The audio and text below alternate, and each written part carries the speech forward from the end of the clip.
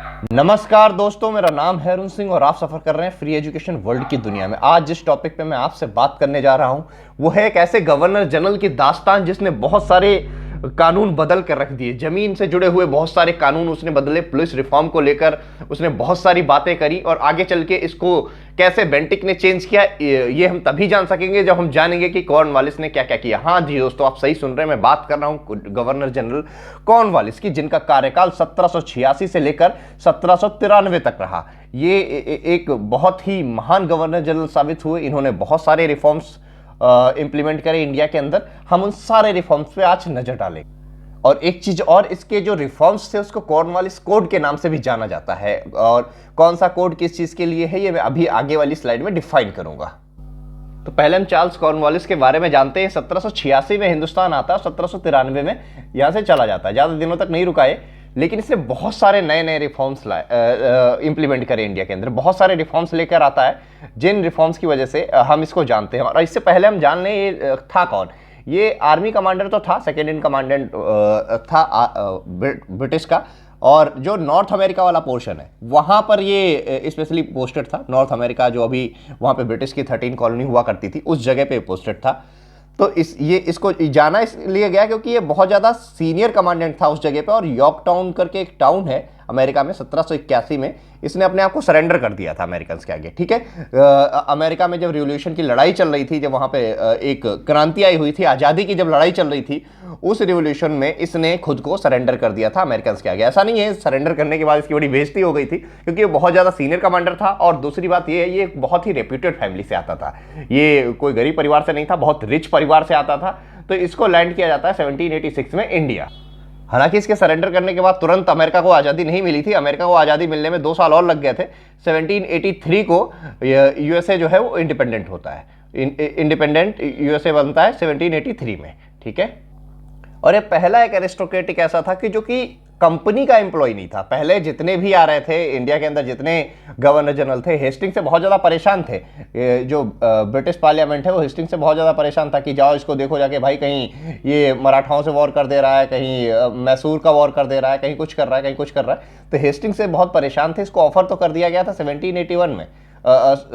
इसको ऑफर 1781 में ही आ गया था कि जाओ तुम देखो जाके, लेकिन आया है 1786 में। ये थोड़ा लेट हो गया, उस टाइम पे इसने मना कर दिया था। तो ये आप देख पा रहे हैं कि जो यूरोपियन यूनियन, यूरोप है, यूरोप के अंदर जो ब्रिटेन है, ब्रिटेन में बिल्कुल जो थॉट प्रोसेस है पार्लियामेंट का, वो चेंज होने लगा है। अब वो इंडिया को लेकर थोड़ा सा दूसरी तरीके से सोचने लगे हैं, क्योंकि अब तक क्या था, वो सिर्फ उसे गवर्नर जनरल अपॉइंट करते थे जो कंपनी के एम्प्लॉय थे, जो ईस्ट इंडिया कंपनी के एम्प्लॉय हुआ करते थे। लेकिन अब क्या हुआ, अब एक एरिस्टोक्रेटिक फैमिली का एक बंदा जो आउटसाइडर है, जो कि कंपनी का एम्प्लॉय नहीं है, वो बस ब्रिटेन में फेमस है, इसलिए उसको यहां पर गवर्नर जनरल बना के भेज दिया गया है।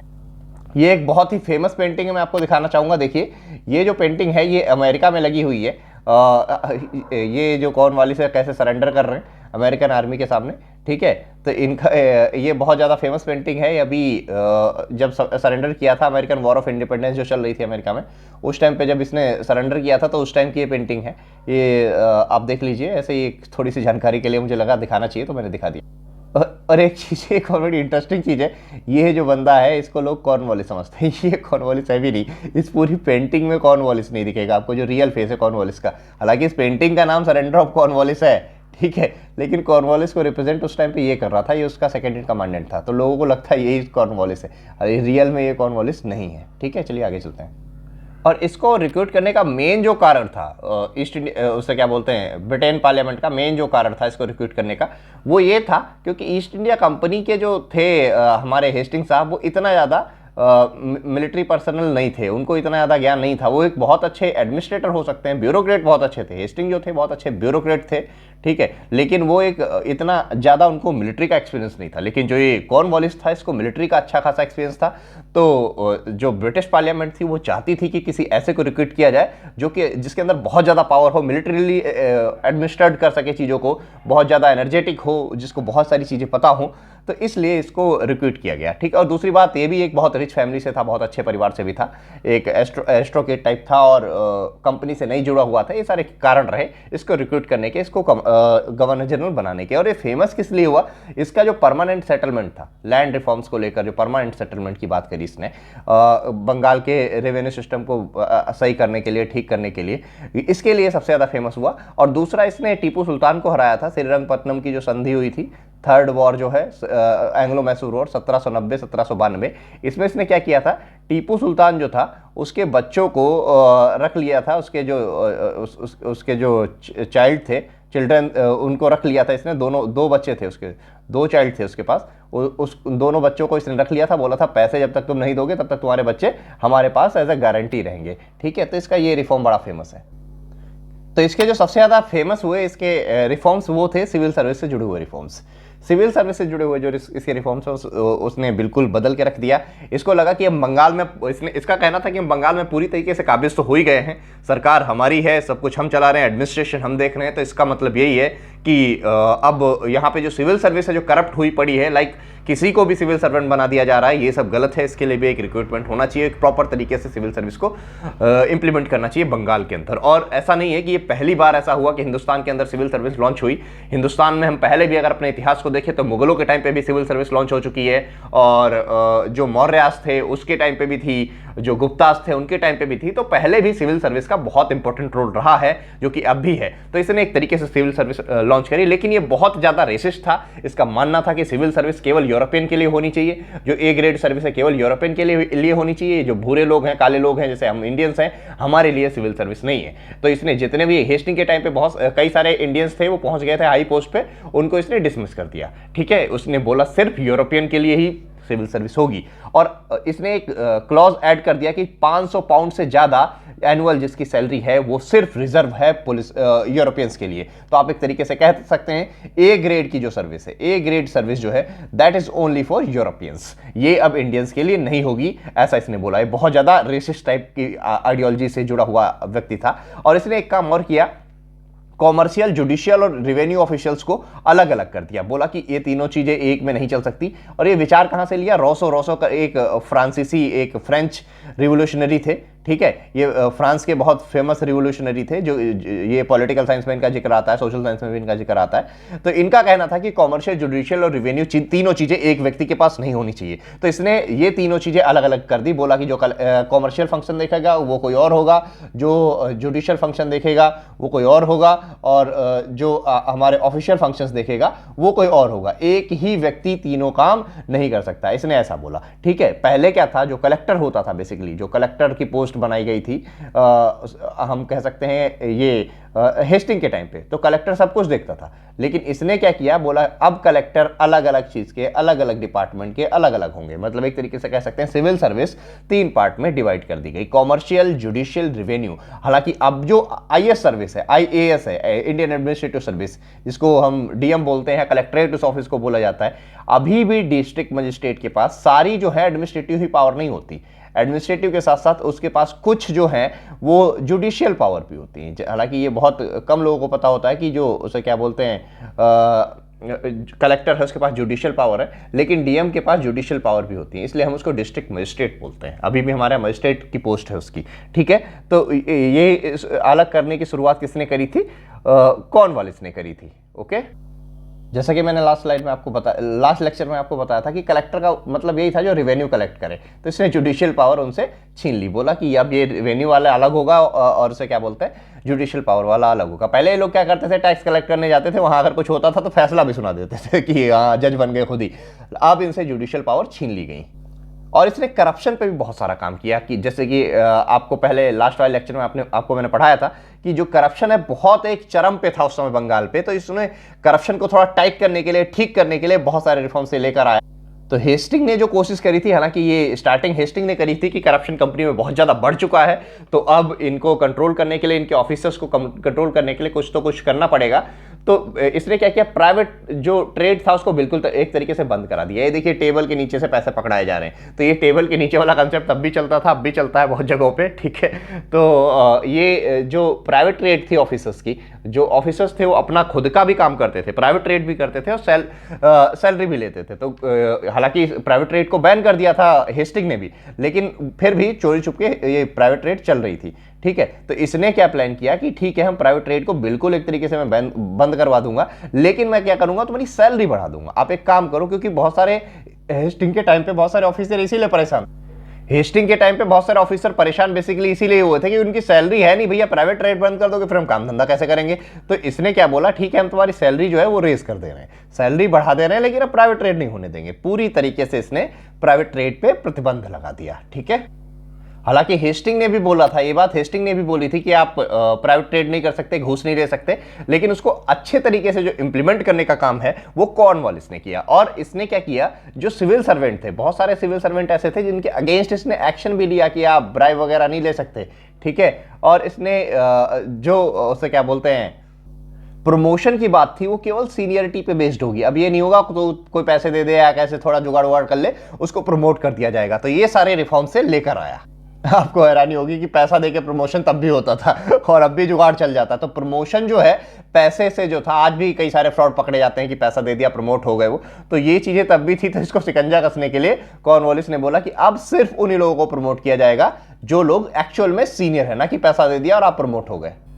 अब इसके देखते हैं पुलिस रिफॉर्म क्या थे। पुलिस को लेकर भी ये बहुत अच्छे अच्छे रिफॉर्म्स लेकर आया, कई सारे रिफॉर्म्स इसने इंप्लीमेंट किए जिसने पुलिस सिस्टम को एक तरीके से बदल के रख दिया।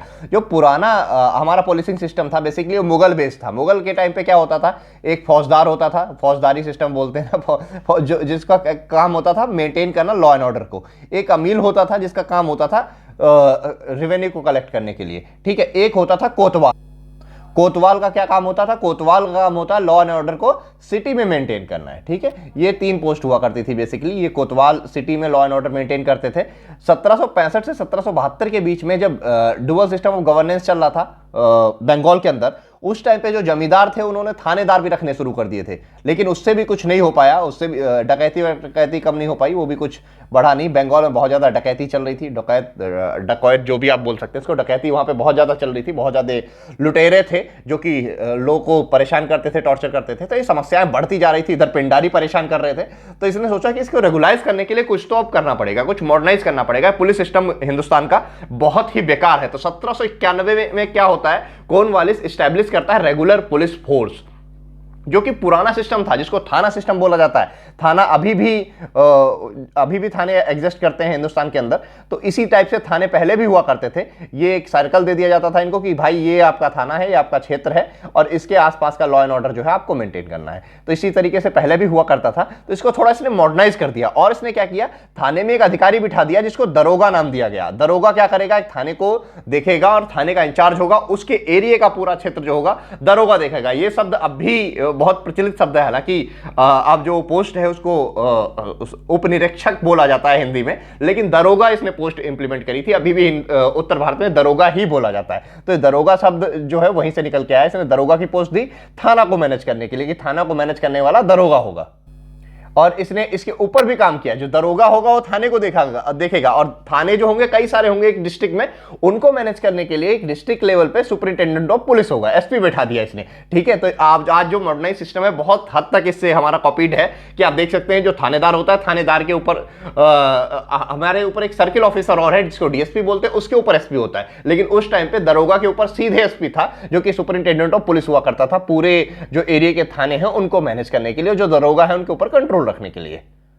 और जो जमींदार थे उनसे एक तरीके से बोल दिया गया कि अब तुम लॉ एंड ऑर्डर नहीं देखोगे, आपका काम जो है केवल रह गया है रेवेन्यू कलेक्ट करना, ठीक है। पहले जो जमींदार थे इन्हीं को ही जिम्मेदारी का एडिशनल चार्ज दे दिया गया था कि अब लॉ एंड ऑर्डर जो है वो भी तुम ही देखोगे, लेकिन अब लॉ एंड ऑर्डर देखने का काम जो है वो पुलिस को अलग से दे दिया गया। जमींदार से ये चीज छीन ली गई और जो पुलिस थी वो डिस्ट्रिक्ट जज के कंट्रोल में आती थी। जो जज होता था वो एक तरीके से कंट्रोल करता था इन चीजों को, पूरी पुलिस को कंट्रोल करने का काम जो था वो डिस्ट्रिक्ट जज का था। चलिए अब अगली स्लाइड, अगला हम देखते हैं जुडिशियल रिफॉर्म। जुडिशियल रिफॉर्म से क्या क्या लेके आया, कानून व्यवस्था से जुड़े हुए जो रिफॉर्म लेके आया, जो बदलाव लेकर आया, उस पर बात करते हैं। और इसने क्या किया, ये बहुत फेमस इसका वर्क है, इसने 4 सर्किट अदालत जो है, सर्किट कोर्ट है, उसकी स्थापना करी। सर्किट कोर्ट क्या होती थी कि पहले आप सीधे जाते थे, ये कोर्ट ऑफ अपील एक तरीके से कह सकते हैं कि आपकी कोई समस्या है तो आप जाइए, पहले अपील करिए जाके इस कोर्ट में, उसके बाद आप हाईएस्ट कोर्ट में जाएंगे जो कि कलकत्ता की सुप्रीम कोर्ट है। सॉरी, ये हाईएस्ट सर्किट कोर्ट फिर भी कलकत्ता ही थी, लेकिन आप सीधे सुप्रीम कोर्ट में नहीं जाइए जो सुप्रीम कोर्ट कोलकाता में स्टैब्लिश करी गई थी हेस्टिंग के टाइम पे। आप एक काम करिए, पहले अपील करिए जो आपकी रीजनल कोर्ट है, ये स्पेशली बंगाल प्रोविंस के लिए हो रहा था, और जो बंगाल प्रोविंस था उस टाइम का सबसे बड़ा प्रोविंस था। आज आप देख सकते हैं 4 स्टेट वहां से बने, एक वेस्ट बंगाल, और दूसरा आपका बिहार, तीसरा आपका उड़ीसा, और चौथा आपका झारखंड। ठीक है, ये जो 4 स्टेट हैं, और अगर हम इस पे इंक्लूड कर दें बांग्लादेश को भी, तो वो भी बंगाल का ही पार्ट था, तो इतना बड़ा तो बंगाल था। ठीक है, तो इसने 4 सर्किट कोर्ट बनाए, पहला कलकत्ता में बनाया, दूसरा ढाका में बनाया, तीसरा मुर्शिदाबाद में बनाया, चौथा पटना में बनाया। ठीक है, और इसमें सिर्फ यूरोपियन जज हुआ करेंगे, ये भी एक खासियत थी कि यूरोपियन जज होंगे, क्योंकि ये बहुत ज्यादा रेसिस्ट था। इसका मानना यह था कि जो न्याय करने की व्यवस्था है वो केवल गोरे आदमियों के पास है, काले आदमियों को कोई अधिकार नहीं है, और गोरे आदमियों की एक व्हाइट बर्डन वाली रिस्पॉन्सिबिलिटी लेकर चलता था कि जो गोरे लोग हैं उनकी जिम्मेदारी है कि काले लोगों को सुधारें, उनको तमीज सिखाएं, उनको मैनर सिखाएं। ये जिम्मेदारी इनको किसने दी है? गॉड ने दी है। ये सारा इसके अंदर जो बैठी हुई थी एक हीन भावना, वो इसके अंदर थी। और इसने क्या किया, सदर निजामत अदालत जो थी उनको भी कलकत्ता शिफ्ट कर लिया।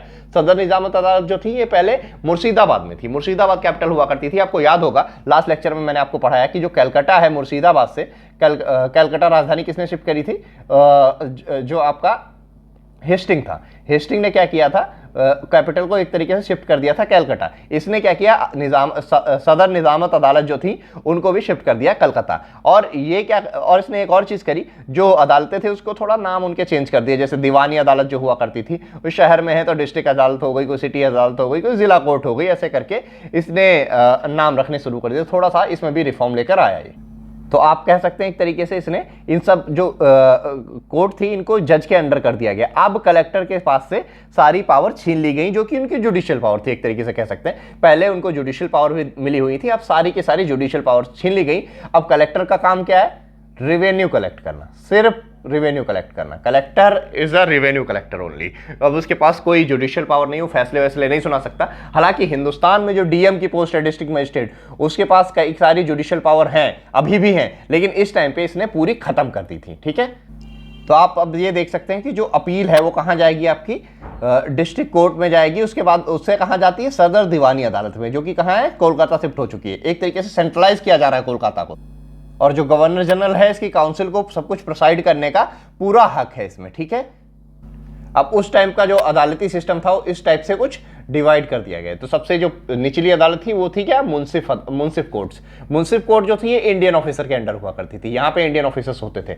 लेकिन उसके बाद जो रजिस्ट्रार कोर्ट है ये यूरोपियन जज देखेगा, डिस्ट्रिक्ट कोर्ट जो है ये भी यूरोपियन जज देखेगा, फिर 4th सर्किट कोर्ट जो थी इसको भी यूरोपियन जज देखता था। जो हाईएस्ट कोर्ट थी वो सदर दीवानी अदालत थी, जिसमें कि गवर्नर की जो काउंसिल होती थी वो सब देखती थी, और ये कहाँ थी? कोलकाता में थी। और इससे ऊपर का अगर कोई मामला है, मान लो इससे कोई ऊपर का मामला है, 5000 पाउंड से ऊपर का मामला, बेसिकली ये एक टर्म डिफाइंड था, 5000 पाउंड से ऊपर का मामला है तो किंग्स इन काउंसिल में आप जाओगे। किंग्स इन काउंसिल कहाँ थी? ये लंदन में थी। वहाँ पे जो चार्ल्स थे, किंग्स चार्ल्स जो थी, ये देखते थे, ये वहाँ पे बैठते थे। तो आप सीधे जाके किंग से मिल सकते हो। तो किंग, हालांकि ये मैटर तभी वहाँ तक जाता था जब 5000 पाउंड से ऊपर का मैटर होता था। लेकिन ये अब आपको जानकर हैरानी होगी, कुछ इंडियन गए भी थे, कुछ इंडियंस गए भी थे अपने मामले को लेकर कि हाँ ठीक है, अब जो गवर्नर जनरल की काउंसिल है इसके बस का नहीं रहा है कोलकाता में, तो एक काम करो, इस केस को जो है सीधे रेफर कर दो किसके पास? उससे क्या बोलते, किंग के पास, लंदन में। तब लंदन में इनकी सुनवाई होती थी। ठीक है, अब इसके हमने देख लिए जुडिशियल रिफॉर्म। अब हम देखेंगे इस स्लाइड में इसके जो रिफॉर्म्स थे लॉ से जुड़े हुए। लॉ रिफॉर्म से क्या क्या लेके आया, कानून से जुड़े हुए क्या रिफॉर्म लेके आया। इसको कॉर्नवालिस कोड के नाम से भी जाना जाता है, कुछ लोग इसको कॉर्नवालिस कोड भी बोलते हैं, और एग्जाम में कभी कभी इसी नाम से आ भी जाता है कि कॉर्नवालिस कोड जो थे वो क्या थे। ठीक है, तो पहला जो इसका था सबसे इंपॉर्टेंट वो है सेपरेशन ऑफ रेवेन्यू एंड जज एडमिनिस्ट्रेशन। जो रेवेन्यू को एडमिनिस्ट्रेशन से अलग करने का काम इसने किया। जो कलेक्टर थे उनसे उनकी जो एक और उनको जिम्मेदारी दी गई थी लॉ एंड ऑर्डर की, वो जुडिशियल की, वो जुडिशरी से जुड़ी हुई, वो उनसे छीन ली गई, और वो छीन के किसको दे दी गई? जज को दे दी गई। अब कलेक्टर के पास सिर्फ रेवेन्यू कलेक्शन का काम बचा, ठीक है। और इसने क्या किया, यूरोपियन जो थे उनको भी अब ज्यूरिसडिक्शन में लाना हो ले आया है कि अब जो अदालत है वो जो यूरोपियन है उनके खिलाफ भी फैसला सुना सकती है। जो कि हेस्टिंग ने क्या किया था, बोला था इनको एक्सक्लूड कर दिया था, यूरोपियन जो है इनको एक्सक्लूड कर दिया था और बोला था अगर यूरोपियन के खिलाफ फैसला सुनाना है, यूरोपियन के खिलाफ केस होना है, तो उसके लिए आपको लंदन जाना पड़ेगा, वहां की कोर्ट में अप्लाई करना पड़ेगा, अपील करनी पड़ेगी। लेकिन ये कॉर्नवालिस ने बोला नहीं, ये तो गलत है, जब रहते यहाँ कुछ कांड कर रहे हैं तो यहीं पे इनके खिलाफ केस होना चाहिए। और तीसरा इसने क्या बोला कि जो यहाँ के सिविल कोर्ट्स हैं उनमें अब उनकी कैपेसिटी जो है एक्शन की उसको बढ़ा दिया गया, क्योंकि उसका मानना था कि जो फ्रेंच हैं या दूसरे देश के भी हैं ब्रिटिश को छोड़कर, वो भी ऐसे ही हैं, वो अगर क्राइम कर रहे हैं तो उनके खिलाफ भी कार्रवाई होनी चाहिए। और जो इनके खुद के एम्प्लॉय भी हैं ईस्ट इंडिया कंपनी के, उनके खिलाफ भी अब कार्रवाई यहीं पे होगी, अब लंदन जाना नहीं पड़ेगा उनके खिलाफ केस करने के लिए। तो ये भी एक बहुत इंपॉर्टेंट रिफॉर्म है, अगर आप देखिए तो ये बहुत अच्छे रिफॉर्म लेकर आए हैं, दोनों बहुत इंपॉर्टेंट रिफॉर्म है। और इसने एक ये भी बहुत अच्छा रिफॉर्म लेकर आया जो ये सोवरेनिटी ऑफ लॉ। इसने बोला भैया कानून से ऊपर कोई नहीं हो, कानून सबसे ऊपर रहेगा, आप ब्रिटिशर्स हो, आप इंडियन हो, फ्रेंच हो, यूरोप के कहीं के भी हो, लेकिन कानून आपके लिए इस धरती पे बराबर रहेगा।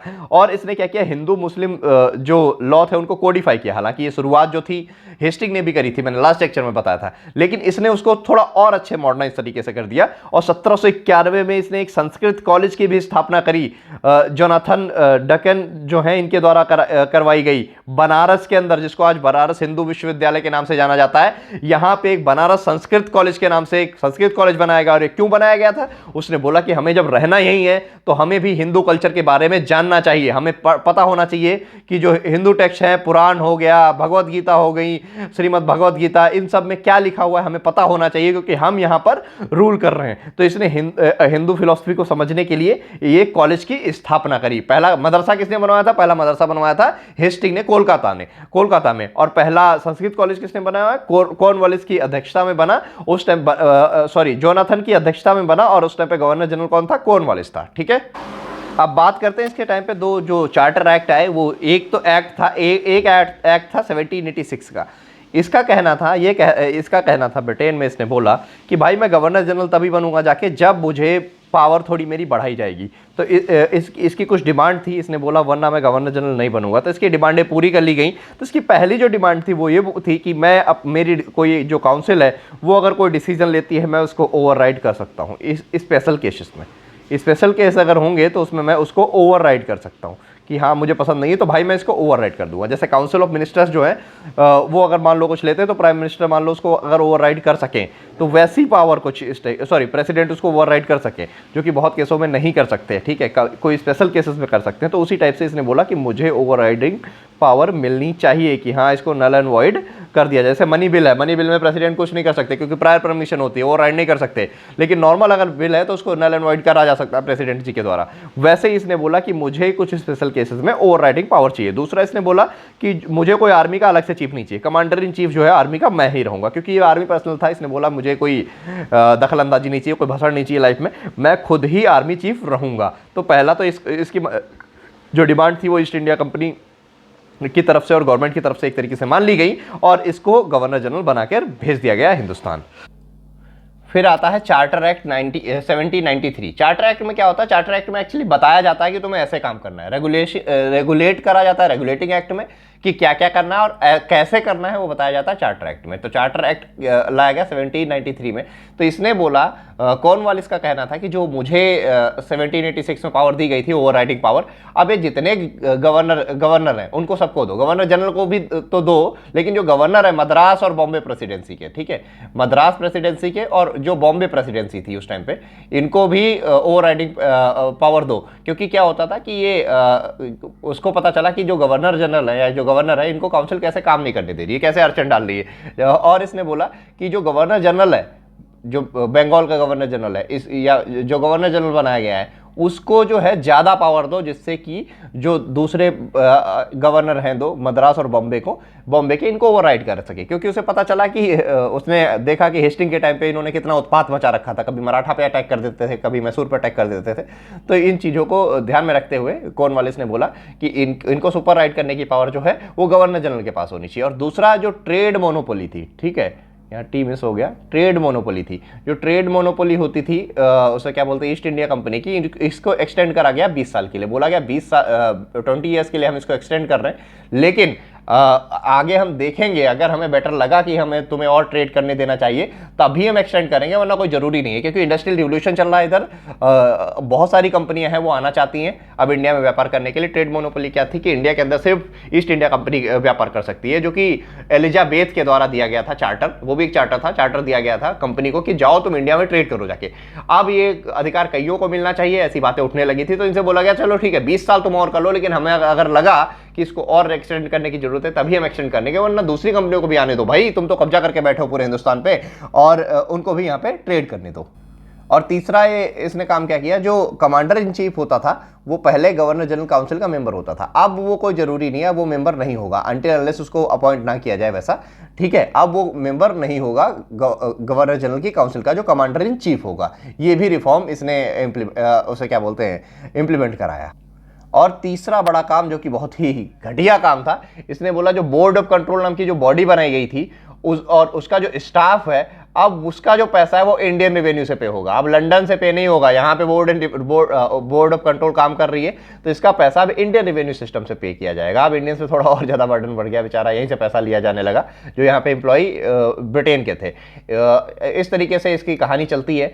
अब इसके बाद जो इसके सक्सेसर थे वो जॉन शोर थे। ये जॉन शोरे या जॉन शोर जो भी आप कहें इनको, ये बहुत ही शांत किस्म के थे, एकदम पीसफुल आदमी थे। तो इन्होंने ज़्यादा कुछ किया नहीं, 1793 से लेकर 98 तक ये रहे। हालांकि ये हेस्टिंग और कॉर्नवालिस दोनों के टाइम पे एडवाइज़र थे, जितने उसे क्या बोलते हैं, रेवेन्यू एडवाइज़र थे बेसिकली हेस्टिंग के टाइम पे। और जो कॉर्नवालिस के जो रिफॉर्म्स की हम बात करते हैं वो भी बेसिकली ज़्यादातर इन्हीं के एडवाइस पे लाए गए। इनकी एडवाइस से ही बहुत सारे जो लैंड रिफॉर्म्स की हम बात करते हैं वो लाए गए। तो ये बहुत ही शांत थे, इन्होंने कोई लड़ाइयाँ वड़ाइयाँ नहीं लड़ी ज़्यादा खास। और इनके टाइम बस एक लड़ाई लड़ी जाती है 1795 में, बैटल ऑफ खारदा, जो कि निज़ाम और मराठा के बीच में होती है, ठीक है। और ये ज़्यादातर इनका जो था वो बहुत ही शांति से कार्यकाल बीत जाता है। आई होप आप लोगों को ये वीडियो बहुत अच्छा लगा हो। अगर अच्छा लगा है तो इस वीडियो को शेयर जरूर करिए और लाइक करिए, सब्सक्राइब करिए मेरे चैनल को। Thanks for watching. जय हिंद।